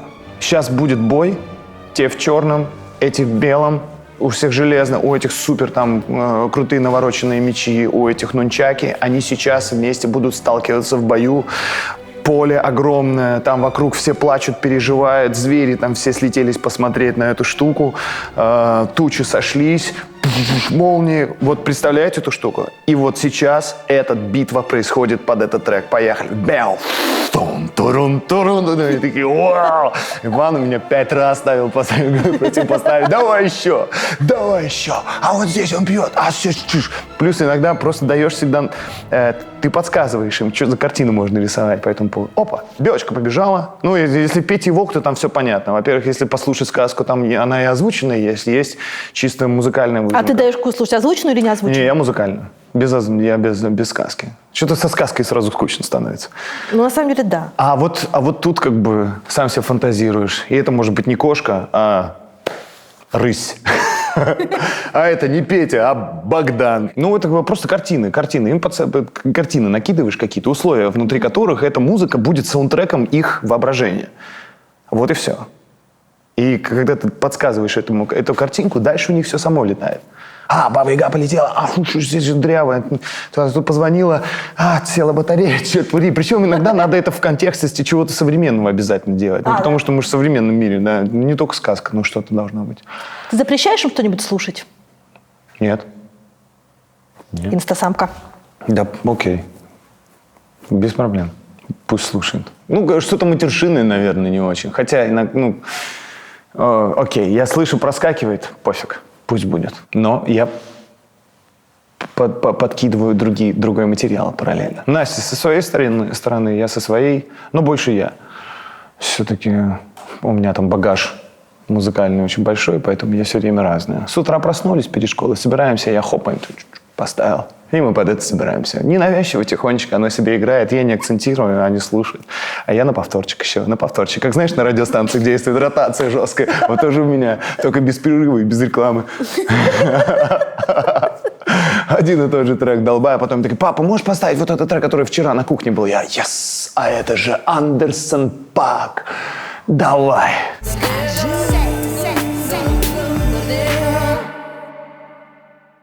Это правда, что ты считаешь самой лучшей страной для путешествий Турцию? Я люблю Турцию. Мне нравится Турция. Почему? Мне нравится вот этот беспорядок. Мне нравится это тоже какая-то вот такая неряшливость. Это суета. Мне нравится, как они относятся к детям. У них дети, они все общие. Они иногда просто из коляски берут, не спрашивают. Их думаешь, где ребенок? А он уже вот он прилавка жрет чью-то конфету. Ого, прикольно. Для них это как данные. Ты родил ребенка для всей Турции. Поэтому имей это в виду. И это очень классно. Вот эта семейность. У них есть вот это, тоже ощущается свобода определенная. Мне нравится их культура, мне нравится Таркан. Мне нравится их музыка. Настя не даст соврать. У меня есть там Борис Манцо. Есть очень крутой артист, ныне уже не живущий. Есть его альбом 1974 года, это турецкий фанк, просто потрясающий. Кстати говоря, мы там были на пароме, отправлялись на остров напротив Стамбула, и этот корабль был назван в честь Бориса Манцо. Вот такой вот тип харизматичный. Ух ты какой, высок весь. Да, и вот у него такая вот музычка. Очень харизматичный тип. Ой, какой веселенький. Очень. Да, точно фанк. А ты понимаешь, что он поет вообще? Нет, не понимаю, но мне очень нравится. Вообще, я люблю разные... копаться в разных этнических доньях. Ты знаешь Нусрата Фатеха Али Хана? Нет. Ну, это Иран. Нусрат Фатех Али Хан Прикольно. и Наташа Атлас. То есть выглядит вот так. Люблю. Ух ты, какой харизматичный Вот типа. Лисин его ща. Ну, включи какой-нибудь там трек. Ну, давай вот какой-то вот такой.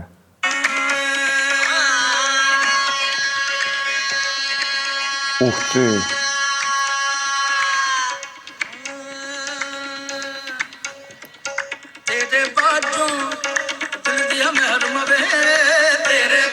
Вау! с ним Massive Attack делали. Ух ты! Ах ты, иди сюда. Вау, какой сильнейший дядя. Класс, супер. Все, взяли. Спасибо огромное. Обменялись. Офигенно. Как можно болеть за Галатасарай? Слушай, да это просто прикол. Но нет такого, что я отсматриваю матчи.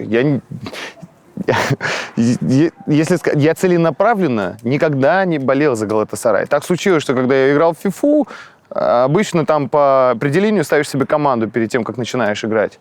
А тебе желтый с красным, что ли, нравился? Не, мама привезла мне с Турции флаг Галатасарая и альбом Таркана. 2 альбома Таркана. Вау. И я такой, вау. Я влюбился в Турцию после этого. И в Галатасарай в том числе. А они как раз стали чемпионами у Кубка УЕФА. Это 2000 год. УЕФА был. 2001 или 2000, да. Если у Ливерпуля, по-моему, они выиграли. Да, и там, блин, поножовщина, драка. Ну, это ж турки, у них там, да, сумасшедшие болельщики, да. Когда Галатасарай с Бешикташем вместе пересекается, там, ну, вообще, или Фенербахче. Да, ну я просто впервые в жизни встретила человека, который болеет прям реально за Галатасарай. Да, я даже знал всех игроков, но именно потому, что я играл в нее в фифе. Встречался с фан-клубом даже, ну, потому что мне нравится, знаешь, уже как назвался Груздев, ну, полезай в кузов. Я назвался как бы фанатом Галатасарая. Ну, давайте зайдем в фановый магазинчик, посмотрим, что там есть. А там оказался чувак, который был главный по побережью, ну, за фан-клуб, отвечал за все побережье. И... не знаю, Средиземноморская или Черноморская. Вот. Но он мне подарил шарф. Сказал, что такие шарфы есть только у истинных болельщиков. А я ему весь состав перечислил с запасной скамейкой.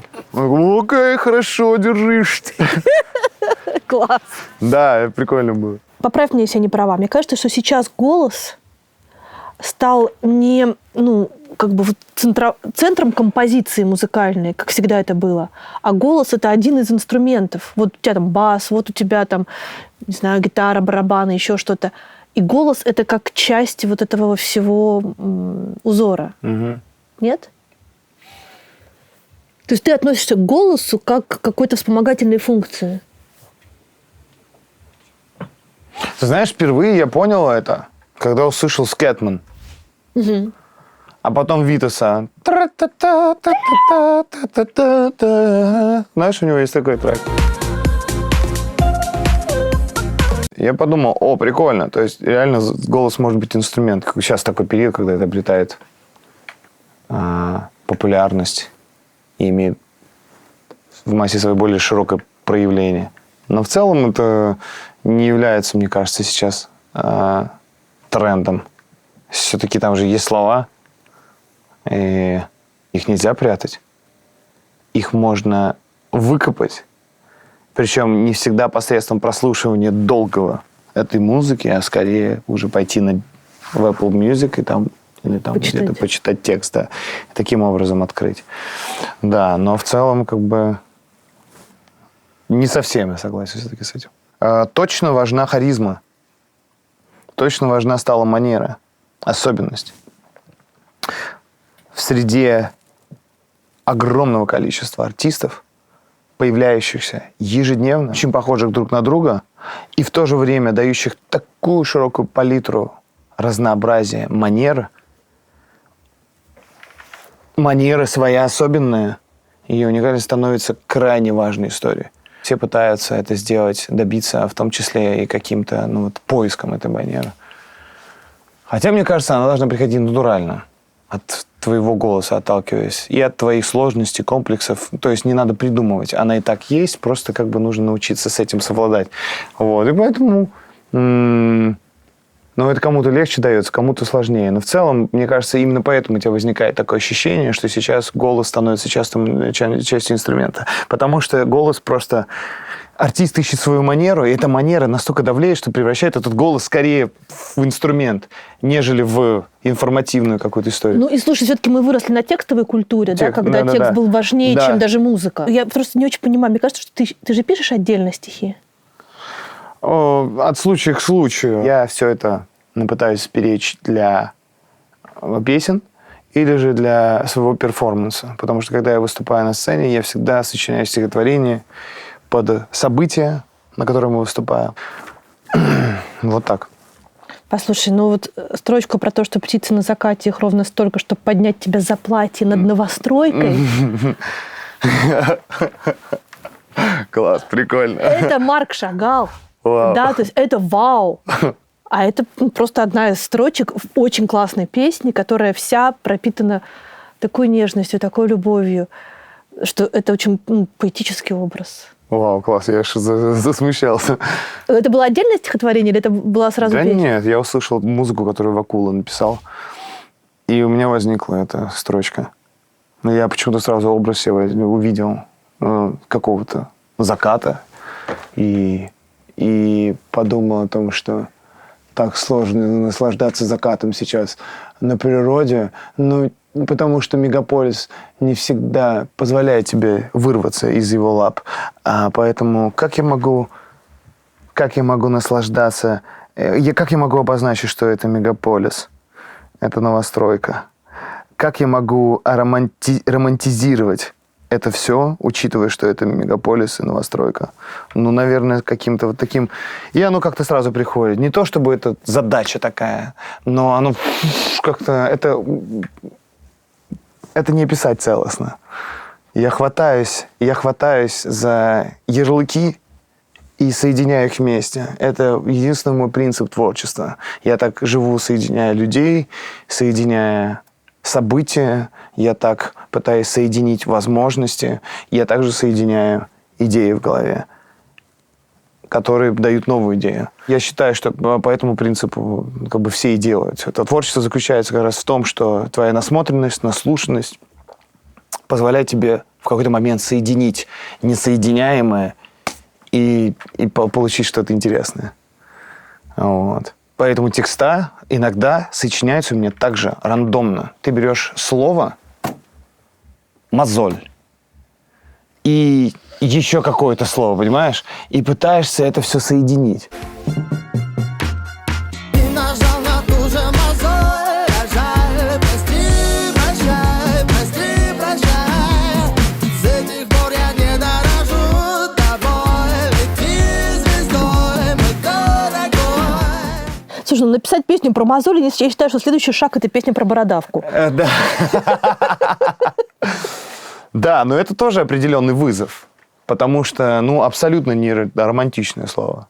100%. И, ну, как бы с этим выходите. Причем не как бы не сорвал мозоль там, или натер мне ту снова мозоль, а именно нажал на мозоль. Потому что когда нажимаешь, на нее, в принципе, больно. Вот как-то это все равно образ какой-то определенный. Еще про один трек хочу поговорить. Трек к сериалу «Чики». Как это вообще случилось? Вы дружите с Горбачевой. С этого началось все? Наверное. Ну, потому что она была сопродюсером этого сериала, и я так понимаю, что они вместе с Эдуардом, режиссером, они вместе неравнодушно относились к моему творчеству. Соответственно, они обратились ко мне для того, чтобы это сделать. Сначала сама Ира, и потом я пообщался с режиссером вместе с продюсерами, это был общий колл, и мы тогда типа наметили, что нам нужно будет делать. Вот как-то так это произошло. Ты знал, про что фильм? Сначала нет. Написал песню, она оказалась фиговой, она не подходила туда. Это был фанк какой-то.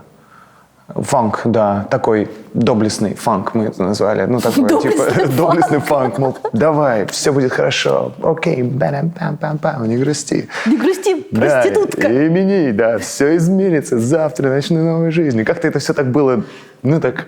Эх, хорошо. И они что-то долго молчали, месяц или два, а потом возвращается ко мне со звонком Ира, говорит, слушай, там продюсера тебя боятся позвонять, думают, что ты соскочишь, и отказывают, соответственно, в этой возможности Эдуарду, а Эдуард послушал песни, ну, как бы ему не совсем подходит, потому что это немножко о другом, там нужен другой вайб.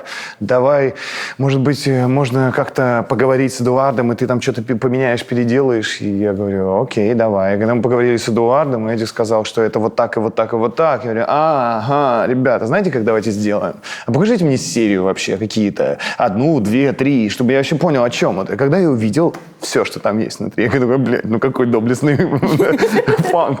Естественно, это не он. Здесь нужно брать и насыщать это все кислотой.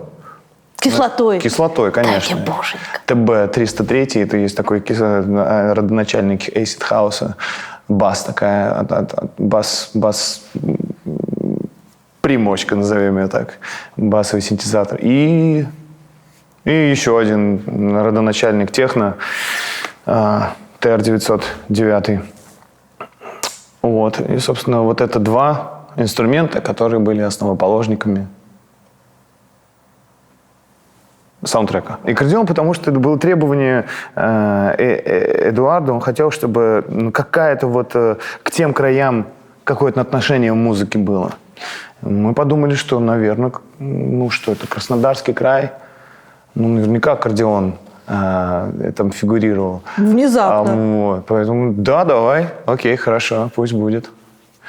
Он влился отлично, поэтому... И это было классно. Это вот как раз про то совмещение. Аккордеон и кислота, это очень прикольно сработало. Дай всем частичка, дай здоровечка, дай им боженька, дай немножечко, хоть по-малому, хоть тихонечко. Будешь еще писать музыку к кино? Да, нам обращаются, но мы очень выборочно к этому относимся. Смотря какое кино. Вот в случае с Горбачевой я еще не видя кино сразу согласился, потому что она за говно не возьмется. Я знаю ее и понимаю, что это так. А в случае людей, которых я меньше знаю, там приходится все-таки иногда выпрашивать, посмотреть. Когда смотришь, понимаешь, не то, не, извините, не подходит, не напишу. Не моя тема, тут я не смогу. Такое ощущение, что ты не хочешь заработать все деньги мира. Нет. У тебя всего 4, я так понимаю, контракта больших на рекламу. Да, это Puma, JBL, Martini. Polaroid отвалился, да. Осталось 3. В этом году заканчивается сотрудничество с JBL. И, к сожалению, и заканчивается с Martini. Ты прогоришь, Вань. Остался кто. Puma. Puma. Я не знаю по поводу Puma, готова ли дальше продолжать или нет. И ты все еще читаешь мастер-классы о том, как сотрудничать с брендами. Да, потому что я делал это долгосрочная история. И я знаю мало людей, которые так долго работают с брендами и являются уже просто не партнерами, а друзьями скорее. И во всех 3 случаях есть причина глобального офиса, который просто уже просит искать что-то новое, искать новые лица, как-то освежать подход. Возможно, это и произойдет, и действительно это правильный ход. А когда ты ведешь эти мастер-классы, о чем ты говоришь? Об органике, сотрудничестве с брендами. Допустим, один известный человек, который рекламирует телефон одной марки, потом прячет в шкаф, достает свой телефон, которым он пользуется. И это другая марка. И он пользуется им. И это нечестно, потому что все видят, что ты обманываешь. И это понятно. И это не органично. Потому что ты несешь ответственность не только за то, что ты рекламируешь, а еще и за аудиторию, которая будет впоследствии обращать внимание на этот продукт. И хотеть или не хотеть его купить. Очень часто к тебе обращаются бренды большие и говорят, хотим, чтобы этот телефон, сколько стоит? На 3 месяца реклама. Я говорю, погодите, у меня другой подход. Вы мне телефон дайте попользоваться, потому что у меня есть определенные требования к телефону. Парфюм дайте понюхать. Нет, парфюма нет вообще. Парфюмами я не пользуюсь. Парфюмы я не буду. Если он супер особенный, после которых мне захочется, я не пользуюсь. Я даже дезодорантами не пользуюсь, кстати говоря. Только в отдельных ответственные моменты. Сегодня я помазался, а так вообще не мажусь дезодорантами. Меня многие за это ненавидят. Не многие, а те, кто близко со мной общается, потому что в какой-то момент, особенно волнительные моменты, я обильно потею, честно говоря, и возникает этот естественный человеческий запах. Он у меня не то чтобы сильно острый, но он ощутим. Поэтому... И проконтролировать это невозможно, но все равно мне не нравится. У меня кожа очень чувствительна ко всем этим штукам. И, Я просто принял решение как бы не пользоваться этим. Потом у меня есть какая-то такая амишевская, знаешь, история, типа человек — это человек, должен пахнуть человеком. Фак. Жопа, дезодоранты, парфюмы. Пахнет человечиной. Человек. Какая суперколлаборация должна быть. Вот, поэтому, когда приходят и спрашивают цены, рекламы и все такое, еще не показав продукт, не поняв, а как я к этому отношусь, не узнав, а вообще я этими продуктами пользуюсь в целом или нет в жизни. И поэтому нарисовались определенные правила взаимоотношений. Если мы готовы вместе говорить об экологии, и если это будет долгосрочная история, и завтра вы не будете менять меня на кого-то еще, потому что я не хочу быть просто вешалкой в вашем случае. Я хочу долгосрочных отношений, потому что это тоже важно. Ты поешь на 3 языках: на русском, на английском и на украинском. На каком языке удобнее просто технически петь? Какой язык мелодичнее? Да не, на всех. На всех удобно. Вопрос, как ты его подстроишь и какие слова подберешь. Есть неудобные слова во всех языках, и есть определенный набор слов, который в сочетании друг с другом, да еще и в определенной ритмике, будет иметь очень неудобный по произношению характер.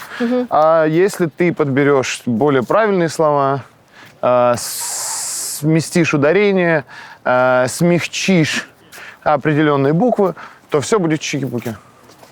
Вот чем я и занимаюсь, кстати говоря, когда сочиняю.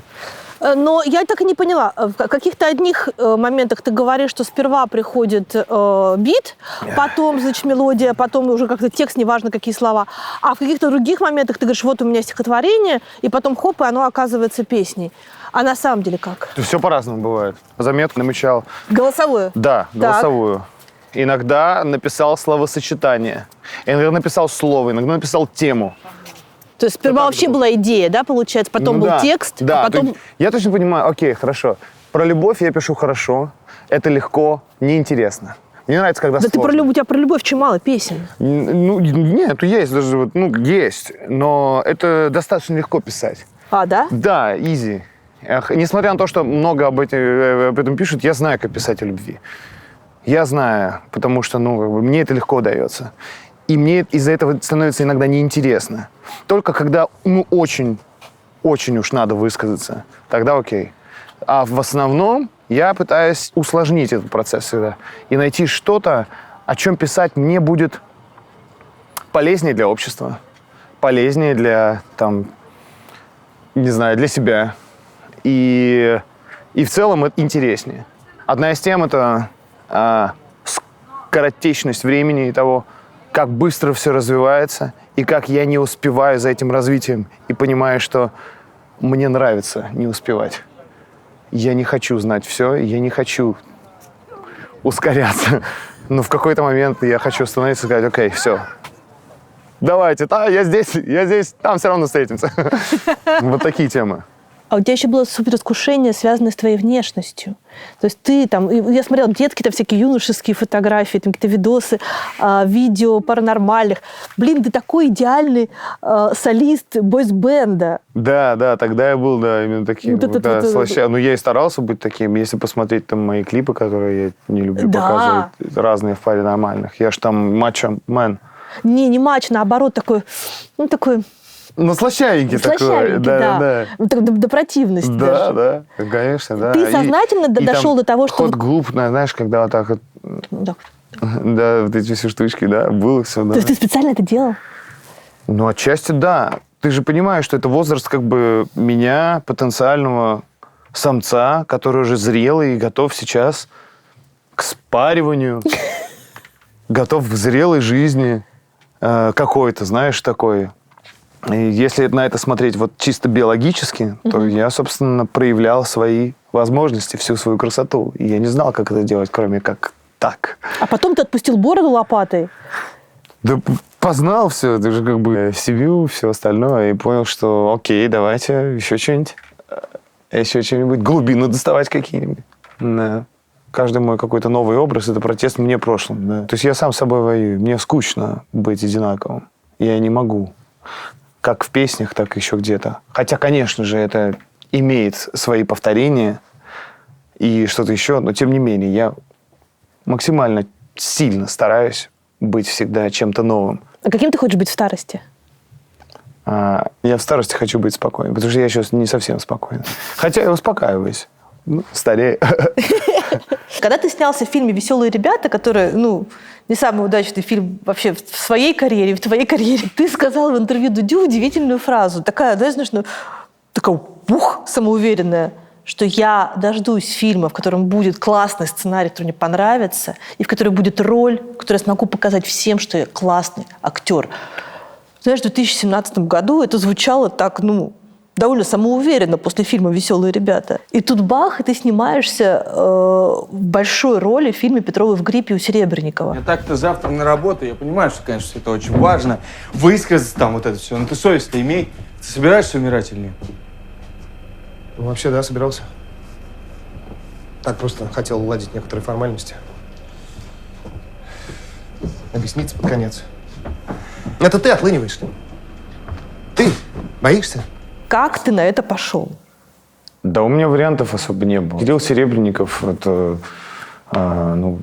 фарватер для многих людей, как кинорежиссер и в целом для киноиндустрии наших стран. Поэтому вариант не согласиться, потому что это какое-то, может быть, там странное кино, в котором я буду не очень выглядеть, нет. Я четко понимаю, что этот человек не просто так меня зовет. Он видит для меня определенные роли, и наверняка она мне подходит.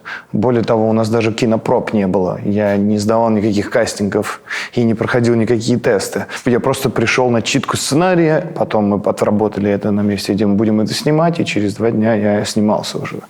Минуточку, дело происходит в тот момент, когда над Серебренниковым идет суд. Так было дело? Когда была читка сценария, и там мое знакомство, то я приезжал к нему в квартиру. И он оттуда не мог выходить. Ты снимаешься у режиссера, который находится в состоянии суда и следствия, да? Да. Тебя ничего не смущало? Не, ничего. Почему? Да, мне нравятся такие ситуации. Все, что может показаться дискомфортным со стороны, это моя среда обитания. Я люблю дискомфорт. Я люблю в этом проявляться. Мне нравятся такие штуки. Мне нравятся острые моменты. Мне нравятся острые события. И себя, соответственно, проявлять могу. Как-то, по-разному. Поэтому для меня это все нормально. Я умею на это реагировать нормально. И в целом для меня нормальность – это не совсем нормально. Когда ты стал сниматься, ты говорил себе: Вань, сейчас твой последний шанс классно сыграть? Да, конечно. И большая ответственность. Да. Не подведи, братан. Давай, у тебя только 2 дубля. Потому что там задействована пиротехника, нет возможности, бабок нет, взрывать это все бесконечно. Так что давай, дядя, сделай. Поэтому я приехал с подготовленным текстом, чего особо не бывает. Раньше я читал и что запомнил 2 строчки, вот ради них и пошел. А то я знал весь текст. Весь текст, неважно. Потому что у меня 1 дубль, правда, был, естественно. Но я знал весь текст еще до того, как я начал репетировать. Сколько было дублей? 2. Всего? 2 дубля было у меня. Обалдеть. И взяли 1, кстати. Во время съемок было сыкотно. А потом, когда я уже увидел утвержденный такой кивок от Кирилла, сказал, что все нормально, все чутенько. Я говорю, окей, маэстро понравилось, значит, все нормально.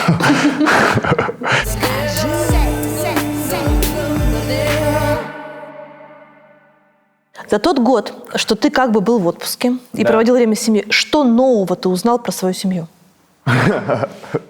Что они подросли, что они жрут не в себя, что они не умеют убирать за собой вещи, которые разбросали.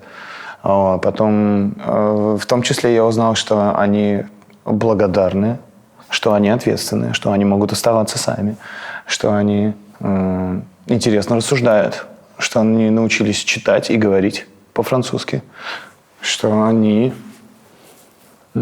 заботятся друг о друге. Что для них Мазер – авторитет. И что это дети, которыми и в целом семья, которой я очень горжусь. Чем вообще мужчины отличаются от женщин? Мои личные наблюдения все-таки сводятся к тому, что чаще всего женщины более эмоциональны, мужчины начинают рассуждения с каких-то таких рациональных вещей. Если это касательно вот спора, допустим, мы выясняем отношения с Настей, но когда мы с ней выясняем отношения, это все время она как бы обижается то, что как я это сказал. А я говорю, блин, я же имел в виду это конкретно по этому поводу. И тут неважно, как я это сказал. Эта эмоция, понятно, она из меня вырвалась. Но, блин, вот эта штука произошла. Вот ядро нашей проблемы. Вот, и как бы, и когда я понимаю, что мы не можем состыковаться вместе, потому что она по одному воспринимает, для нее проблема это одно, для меня проблема это другая. Тогда, когда мы приходим к этому, мы такие, так, короче, давай просто забудем и все. Вот. Кто первый извиняется? И такое очень часто происходит. И там с моим директором Катей, там с девчонками в мастерской. Или еще где. У меня вокруг, да, я вокруг девчонки в основном почему-то работаю. Не, пацанов тоже, пацаны есть, но девчонок у меня много в коллективе, да. Вот. Из вас с Настей кто первый извиняется?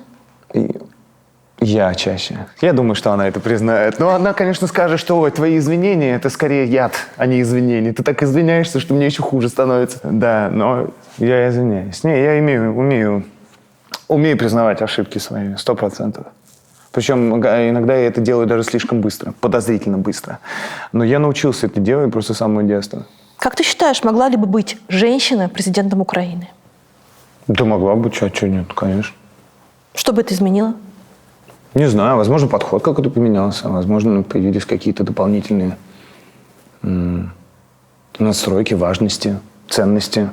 Возможно, собственно, политический менталитет как-то поменялся бы. Не знаю, но это было бы, мне кажется, даже интересно. Выбери, пожалуйста, милосердие или справедливость. Ни хрена себе.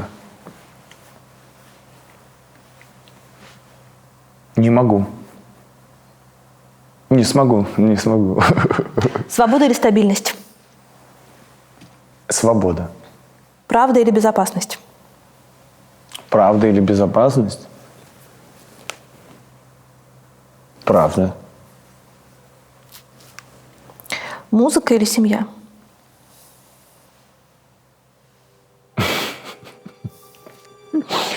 Музыкальная семья. Это может быть как вариант.